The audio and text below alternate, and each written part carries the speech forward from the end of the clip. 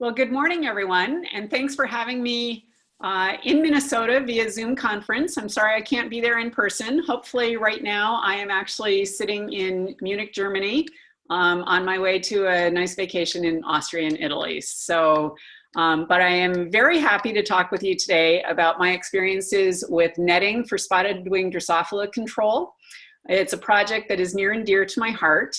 It started with a Sarah Farmer grant, and it's been a team effort the entire way with folks from Cornell Cooperative Extension and the Ag Experiment Station in New York. So great things come out of group cooperation. So we have been using the netting for 6 years now. Our first year when I got the grant was in 2014.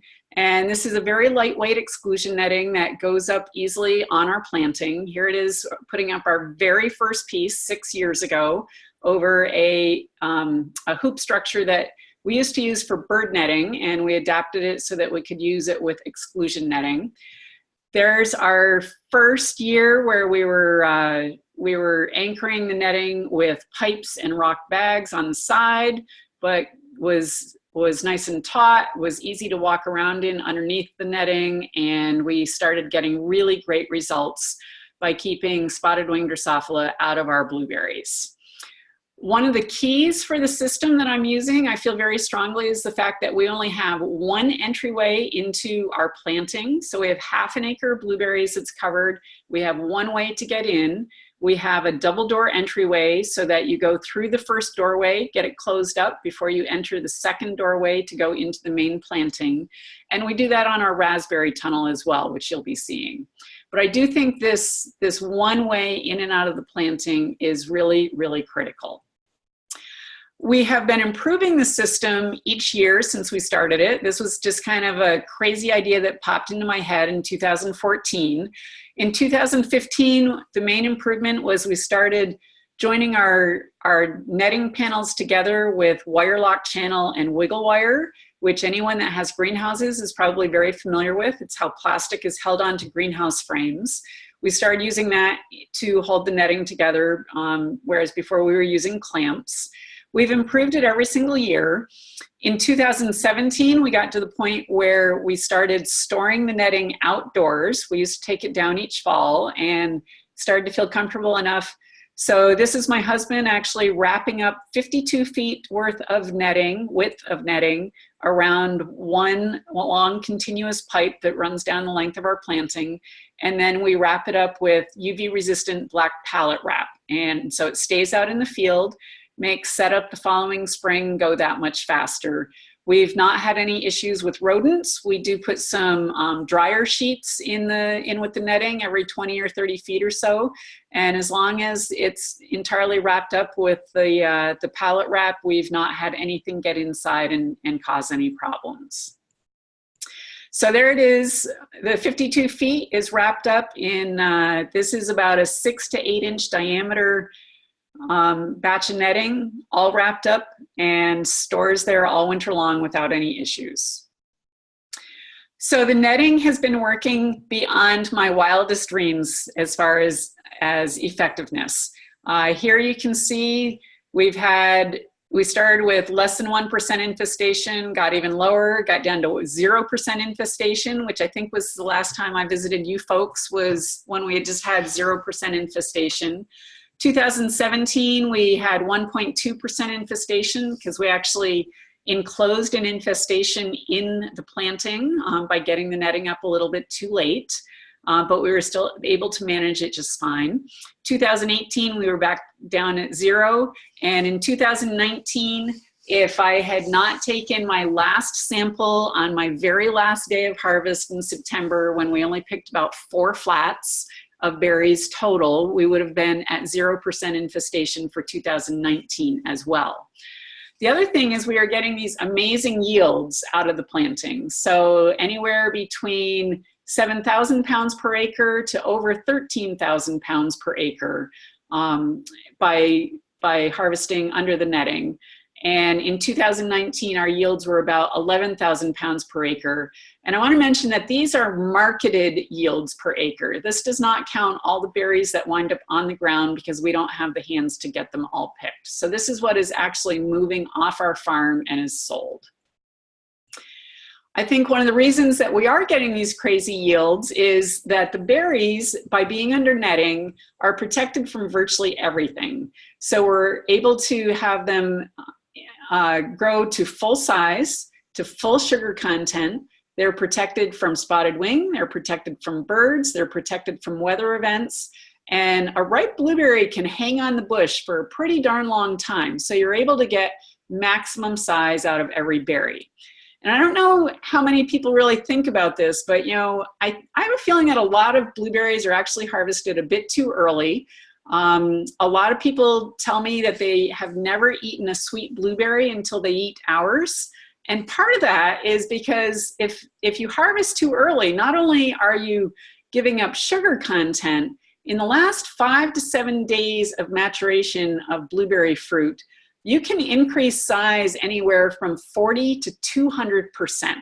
So if you're one of those that's picking them when there's still just a little bit of red there because you want to get them off so the birds don't get them, or spotted wing doesn't get them, or you've got some bad weather coming, you're missing out on a lot of yield. And I think that's part of why our yields are equivalent to what they're getting in Oregon and Washington, which are the highest yielding blueberry growing areas in the country.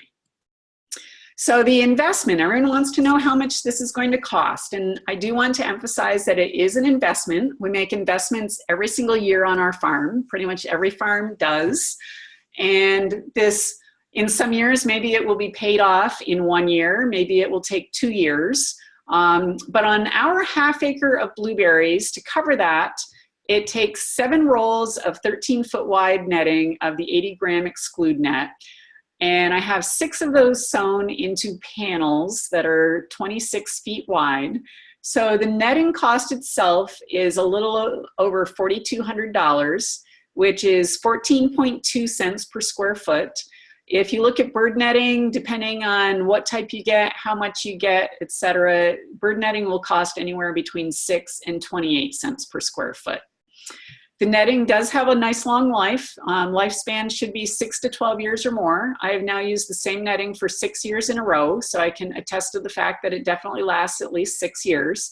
I have one piece that I am not going to be using next year due to some abrasion issues, but I'd also like to point out that I've kind of been abusing the netting because we try something different every year and are experimenting every year. So it's got, if it's well taken care of, it's got a good long life. So if you look at just a 6-year life, which I've proven it can easily have, you're looking at basically $700 a year for the netting. In 2012, the first year we had spotted wing Drosophila, we had a 40% loss. That would have been $6,200 out of the blueberries that we sold that year. In 2017, when I had those crazy high yields over 13,000 pounds per acre, it would have, a 40% loss would have been over $15,000 worth of fruit. So $4,200 for netting that is going to last 6 years or more, and a support structure that can last you for 20 to 30 years. I think that's a pretty darn good investment. If now we are using the netting on our raspberries as well, in that first year, our raspberry loss would have been 90% or more if I had not been in our tunnels spraying every 4 to 5 days, which is not how I want to live. So the other thing with the netting, again, is it does give 5-way protection. And I never thought about this before I started the trial. I was really focused on, will it keep out spotted wing Drosophila? It keeps that out, it keeps the birds out. This netting has gone through 3 hailstorms of pea-size or slightly larger hail and come through that just fine. And in our area, whenever we get a severe thunderstorm with heavy rain, heavy wind, since we do let our blueberries hang for so long and get fully ripe, I would often go out after a thunderstorm and the ground would be blue with berries that had been knocked off the plant, and we have virtually none of that anymore. So that was something that I had never even thought about as a benefit of using the netting, but has certainly shown to be something that I can rely on every year, that we are able to avoid weather-related losses because of the netting. So since the blueberry system has been working so well for us, I decided that I would start to try it on my raspberry tunnel. And I had been uneasy about using it on my raspberries before because I had always had a 4-foot sidewall on my raspberry tunnel in the past. And then during the winter between 16 and 17, our hip board rotted out and we lost all our plastic, so everything had to be replaced. And I said, well, this is the perfect opportunity to change the system so that we can use exclusion netting on the raspberry tunnel as well. So I bought double wire lock channel that's metal, so I don't have to worry about it rotting out. And we put it 6 feet up the tunnel sides instead of 4 feet. This was the 4 feet. Now it's 6 feet. So on each side, we automatically increased our ventilation area by 50% by going with 6-foot sidewalls instead of 4-foot sidewalls. So in this case, we had the raspberries in there. We decided that we were going to put the netting up. We're a diversified farm, so we were running a little bit late getting it up. And there were some big, beautiful floricane raspberries that had ripened in there. Even though we only grow fall raspberries, you always get some of those pesky floricanes coming up, some big, beautiful fruit. And I took the very first ones of those that were ripening and stuck them in a salt solution, and 22 spotted wing Drosophila larvae came shooting out of one big, beautiful, firm, gorgeous looking berry. So I went in and I put on one application of Entrust before we closed up the tunnel with netting. And then I never went back and did anything again. Berries were sampled every single week and sent to Cornell. And we wound up over a 15-week harvest season. We only had 1.2% infestation. Everyone says, well, what's 1.2%? So what we had was 32 larvae were recovered out of 2,700 berries that were put through a salt solution. That's what 1.2% infestation is. To cover my 144-foot long tunnel, that's 30 feet wide, it costs $288 for one roll of 6.5-foot wide netting. And because we have enclosed the tunnel so that no pollinators would be able to get in, I have to bring in a hive of bumblebees each year. And in 2017, I got a hive of bumblebees for $177. So it cost me $465 to wind up with 1.2% infestation over a 15-week harvest season. So then we continued into 2018. I said, wow, you know, this is great. I really like this a lot. You know, is there a different way to handle the issue of having maybe a small infestation when you first get the netting up because of those pesky floricane fruit ripening before you're ready? So in 2018, we experimented a little bit, had the netting up, and working with Cornell, tried some of these attract and kill spheres, which are unfortunately not commercially available and probably are not going to be commercially available the last I heard. The other thing I did was I put out 8 spotted wing Drosophila traps inside the tunnel, 2 traps in each of 4 rows, with the idea that we would do mass trapping so that maybe the traps would attract the spotted wing and have them go to the traps rather than the raspberries. Once again, berries were collected every single week. And over the first 3 weeks in July, so from mid-July through the end of July, we recovered 7 larvae out of 385 berries. Then the first 3 weeks of August, over those 3 weeks, we got 15 larvae out of 540 berries. And I said, well, I can still live with that. We got to the end of August and we started to have the perfect storm for spotted wing Drosophila. It was 80 to 85 degree days, 70 degree nights. Very, very humid. And so populations started to go up on August 28th. And I said, well, I don't really like what I'm seeing here, but I'm going to do one more sampling before I make a decision on what's going to happen. And then we took another sample on September 4th. And between those 2 weeks together, we collected 76 larvae out of 360 berries. And I said, well, I am not willing to live with that, especially since this hot, humid weather looks like it's going to continue. So on September 8th, I went in and made an application of Delegate. Organic growers could use Entrust. It's spinetoram, same thing as an Entrust. And then on September 11th, we took a sample again. We found 1 larvae, period, and we had absolutely 0 larvae recovered the entire rest of the season, sampling every single week through the second week of October. 1 larvae out of 900 berries. Total for the season was 1.9% for the entire season. Outdoors on October 9th, I said, let's just see what some outdoor berries have for infestation. You know, by this time we've had a couple frosts, we've had lots of nights below 45 degrees, and we were still averaging over 1 larvae per raspberry even in October. So the fact that we only had 1 larvae out of 900 berries across 5 weeks of September, October, I think is pretty amazing. Again, costs $465 between the netting and the bees. If you did not have any material on hand and you were an organic grower and had to buy one bottle of Entrust and one of Pyganic because you have to rotate after 2 sprays, it would be $590 just for the material. If you went the non-organic route, you can only do 2 applications of Delegate before you need to switch to something else. We would switch to a sale if we needed to switch. So that would be $490 versus $465 for the netting, which lasts more than 1 year. It's not an annual expense in the cost of the bees. In 2019, we stopped doing weekly collections. We said, you know, we pretty much know what we need to do here. We need to get the netting up earlier, and we need to not have any floricane berries. So we didn't do any collections, but we do keep track of what the raspberries are looking like. And we had less than 36 fruit all season long that had symptoms of spotted wing Drosophila. And more importantly, those 8 traps, I still put them out for mass trapping. And in 8 traps over 16 weeks, we had less than 50 spotted wing Drosophila caught in those traps. So if you get your netting up before there are any ripe berries anywhere and you have good seals, the netting system is a really nice way to go. It applies really easily. You can use any of the standard greenhouse fastening systems, standard aluminum channel. Batten tape works really well. That's actually what I use on my baseboards, or wire lock channel with wiggle wire. We have learned to put a piece of old plastic, greenhouse plastic between the netting and the wiggle wire itself to help reduce wear and tear on the netting. We do a double door vestibule on the raspberries as well. So this, our opening here is covered with netting, and then we have our double door entryway. We found that it's a little bit of a trip hazard having a door like this with a U-shaped zipper. So we have actually switched to using just an upright zipper on both doors. Just open it up, walk through. There's no trip hazard on the bottom.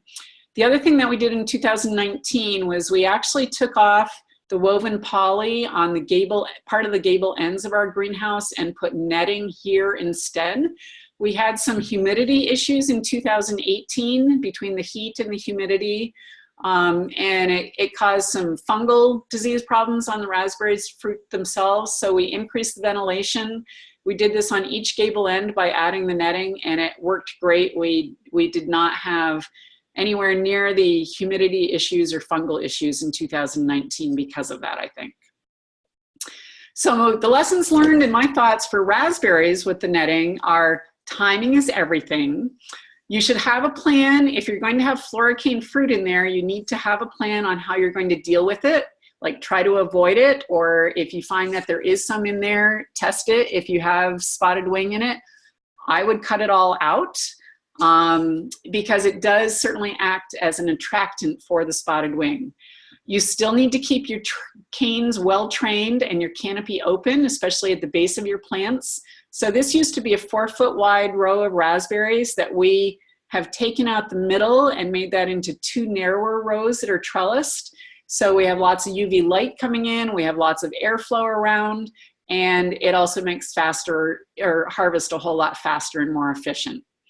One of the other things to think about is, for organic growers, the maximum number of applications that you can use of Entrust is 2 before you need to move to a different material. And to my knowledge, there have not been other organic materials that have been proven to be effective against spotted wing. So you're spraying 2 applications of something that's very effective, and then you have to go to 2 applications of something that's not effective, therefore possibly allowing the population to build up some. So it comes down to netting works, and really the question more is, are you willing to take the initial time investment to make it work? So what I'm going to do now is go through some photos of installations that have been put up around the country, and just kind of give you an idea of what other people are doing, and hopefully start some of your own creative juices flowing. This is an installation in Ohio. The woman came and visited us, saw our hoop system, and she couldn't find anyone to sell her the hoops. So I said, well, why don't you just bend your own? So she got a pipe bender and bent her own hoops. Absolutely gorgeous. It looks beautiful underneath. I think it's overbuilt and probably more money than what I would want to spend on it, because it is, I think, overbuilt, but it's working very, very well for her as well. She has also had 0% infestation in her planting.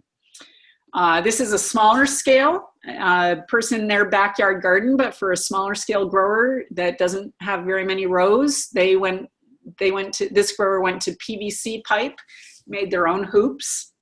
So there it is and he didn't do a double door, he just did a standard door that he had available. And there it is, covered with netting. This is a contractor near me that got interested in it, and he said, well, gee, I have PVC pipe available all the time and I can just use some T connectors. So that's what he has done here with using PVC pipe. Excuse me, have a little bit of a cold here and I'm trying to get rid of. This is at the UMass Research Station, where they've kind of done a hybrid with smaller diameter PVC pipe. This is over black raspberries. And they just use 2-inch wide, 1/2-inch thick boards, and they screw them on. They put the netting between that. I really like this approach. This way the screws come out in the fall, the netting comes out. All you have is one small hole that will get covered up in the same area next year, so you're not putting any holes elsewhere and not getting abrasion issues. And it was Sonia Schloman at UMass that turned me on to the upright zippers. These are just zip wall zippers that you can get at any home improvement store. Now that I know that the upright zippers work well and I like the system, I will invest in some heavier duty tent zippers that are just straight zippers. The main thing is to sew them to the netting rather than depending on the glue that is on the back of the zip wall zipper. So just get them sewn into the netting. This is an installation in Wisconsin, and I think this gentleman must be an engineer based on the design. I love it. I never would have come up with something like that, but I'm not an engineer.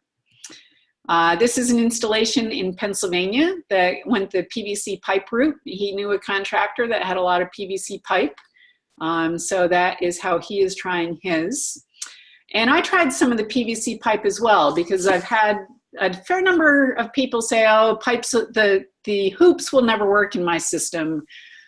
I need like a post and wire system. So we experimented with it with PVC pipe, and the concept is great. The PVC pipes work really well in the inner supports. I do not recommend them for the outer footprint because the wind resistance, the wind against the netting, these will not stay straight for you.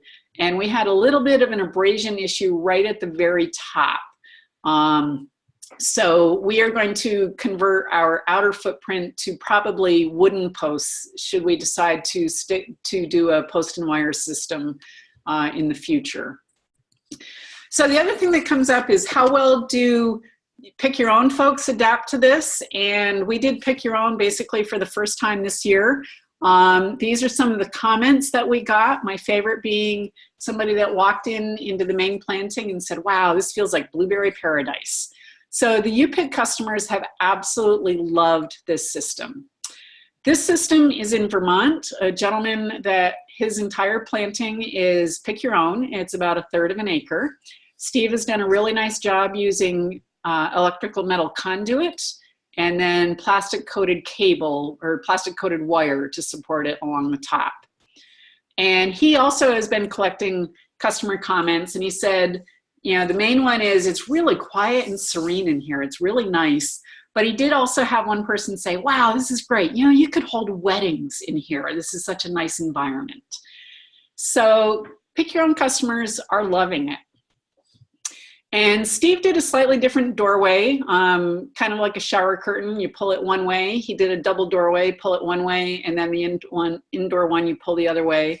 I think for blueberries, that might be okay. I would be hesitant about using that system for raspberries. So a couple thoughts I want to leave you with. You know, a lot of people are resistant to the idea of this investment and putting up a large, what they consider to be a large structure.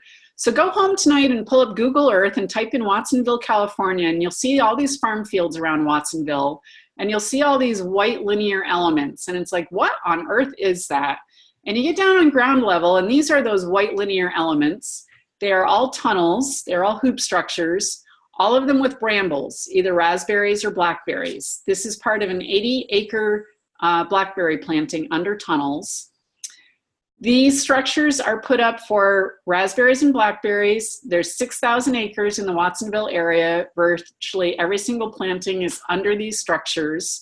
The hoops don't look a whole lot different than our hoops. They're also doing all this trellis system for raspberry plantings that are kept for only 2 to 3 years, or blackberry plantings that are kept for 5 years. So all this infrastructure is put in for a crop that is not around for very long. Contrast that to my raspberries, which have been in the ground now for 12 years. Excuse me. So the other thing to think about is, this is the Wright brothers, one of the very first times that man was in air. And everyone said that men would never be able to fly. And the Wright brothers said, you know, I'm not so sure about that. I've got an idea that I'm going to try it. And every time they went up, they improved their initial prototype that they made. And the plane that I am flying on to Germany, or flew on, hopefully, in Germany, really doesn't resemble this except for the wings that are on every single airplane. The same could be said about automobiles. Everybody said we wouldn't move past the horse and buggy.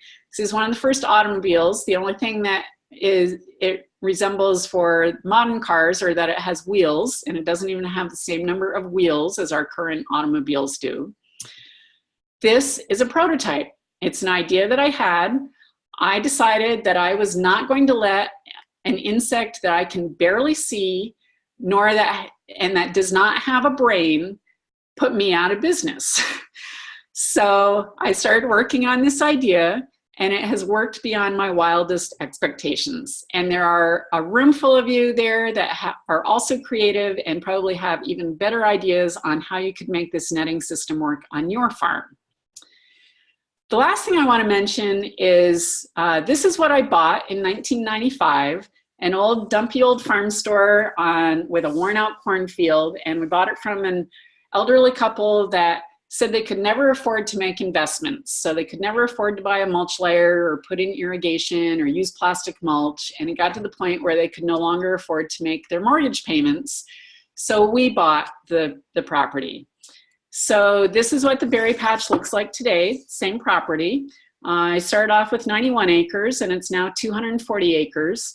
And as of March 1st, it will be 2 years that the entire farm has been paid off, so I have no debt. So it's not, are you going to make an investment? It's really a matter of making the right investments. And for us, with blueberries, our half acre of blueberries right here and our raspberry tunnel right here, the investment has been the best investment I have ever made in my life, because these blueberries and these raspberries are basically what has helped us pay off the entire 240-acre farm.